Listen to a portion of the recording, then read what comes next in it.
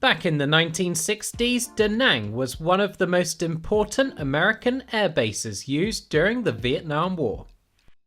From this airbase, which is now the site of Da Nang's International Airport, all kinds of American aircraft such as the McDonnell Douglas F-4 Phantom took off on bombing raids and close air support missions against the North. Da Nang was the closest major airbase to the demilitarized zone, and the place was a hive of activity for American servicemen during their involvement in the war. Today this city is still a refuge for Americans, though nowadays they are mostly here on holiday or retirement. The importance this place played during the war is not lost, as there is a war museum along one of Da Nang's main roads that contains great collections of armour, artillery and aircraft from the war. Approaching past some Soviet-styled propaganda murals, there is then a small fee to pay to see the collection of military hardware kept here. The first aviation-related exhibit here is a helicopter that features in pretty much all the documentaries and films on the Vietnam War.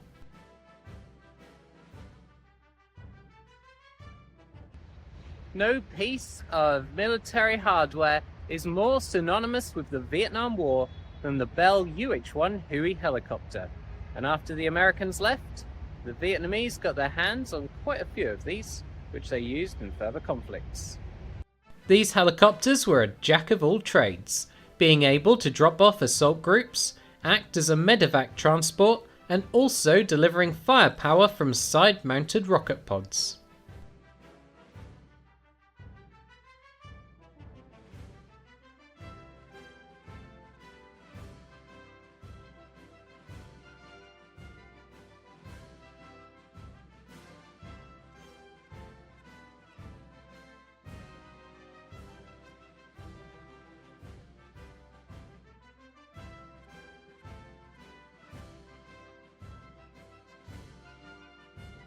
This one, like all the other captured American aircraft at the museum, is in the Vietnamese People's Air Force markings.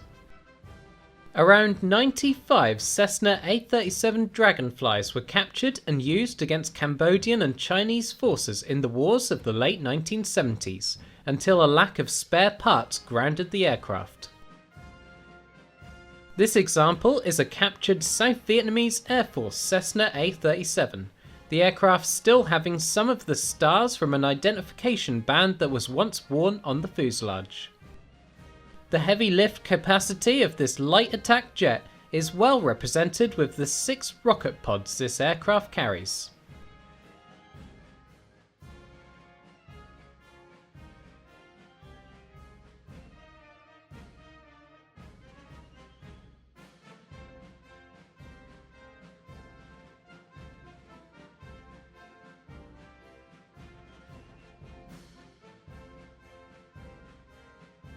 As the North Vietnamese and Viet Cong fighters were experts at hiding themselves within Vietnam's landscape, a large part of the war involved search and destroy missions for which light aircraft were employed as spotters.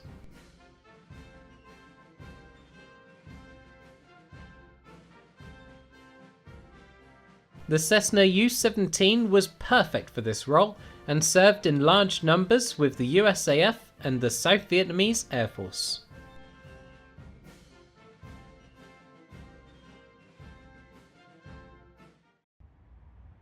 And of course, where would a museum like this be without one of those typical MiG-21s? 2 MiG-21s are held at the museum on plinths within a central plaza. These are Mikoyan MiG-21 MF fish beds, an upgrade of earlier MiG-21 versions, as this one carried 4 missiles rather than the 2 commonly seen on the F-13 and PF variants. The best aircraft the Vietnamese Air Force had against the Americans was the Mikoyan MiG-21, and despite being massively outnumbered, often with much better American hardware as their opponents, they put up a very determined fight.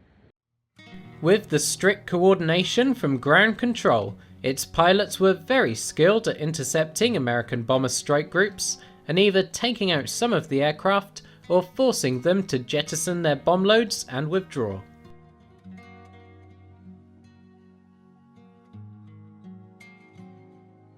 Vietnamese MiG-21 pilots were credited with downing over 100 American aircraft, for the loss of around 60 of their own.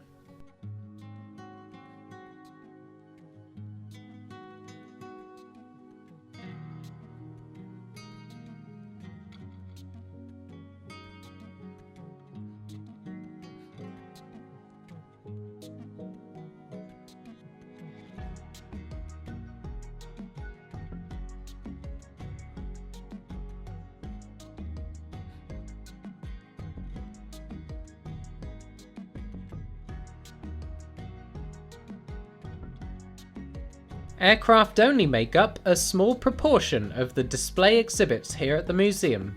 For enthusiasts of armour, military vehicles and artillery, there is plenty more to see. Artillery pieces make up a large percentage of the exhibits here.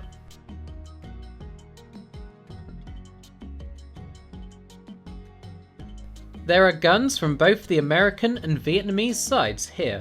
However, as I'm not an expert on these, unfortunately I can't provide much more information on what the particular types are.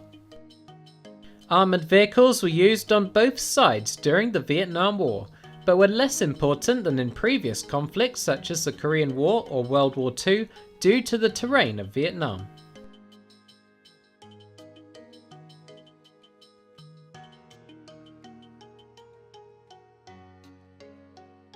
Nevertheless, there is an American and North Vietnamese tank here, the American one being an M41 Bulldog, and the Vietnamese being a Soviet-built T-34.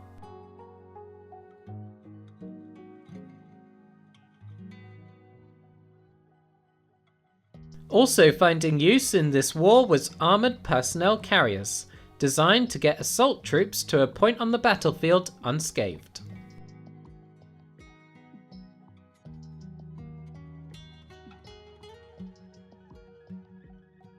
Most of North Vietnam's military vehicles came from the Soviet Union in their support of a communist ally, so there are several Russian-designed trucks that you can find here.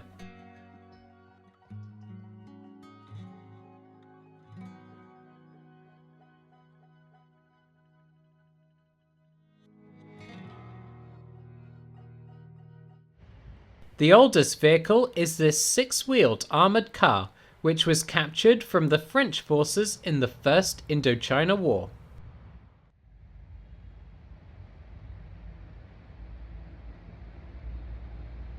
There is also an example of the large surface-to-air missiles that were a constant threat to US and South Vietnamese aircraft during the war.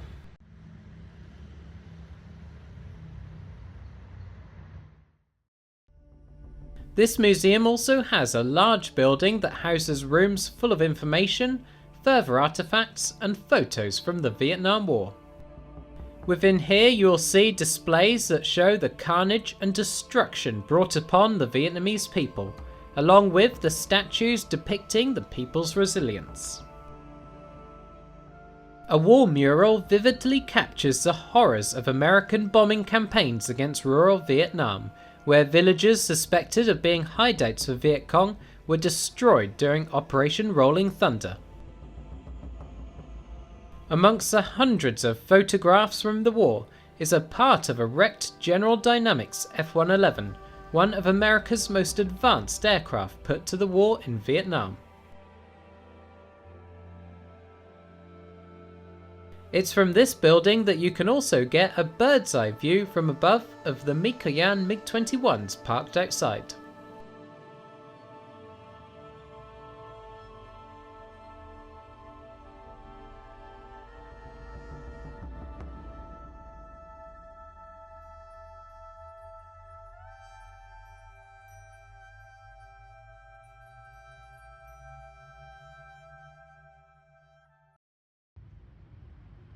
If you have enjoyed this video on the Da Nang Military Museum, why not leave a like and follow my channel for more, and I'll bring you many more aviation museums from Vietnam, as well as the rest of the world.